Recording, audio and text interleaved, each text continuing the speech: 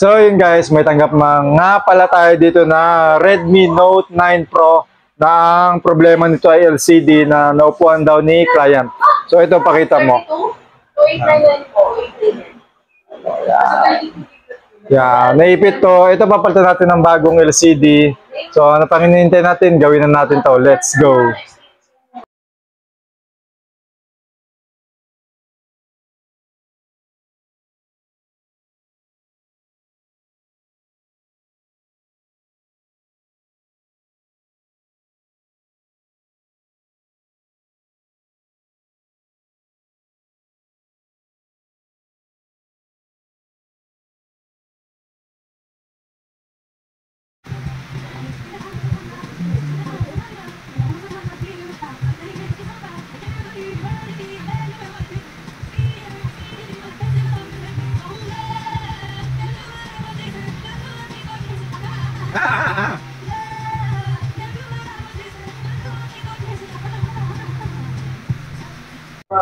So yun guys, tapos na natin tong Redmi na to na palitan ng LCD. Ito guys, palitan na natin. Yun, sa mga gusto magpa-repair, visit lang po kayo dito sa bodega sale ni Aling Nena sa may crossing Calamba, Laguna.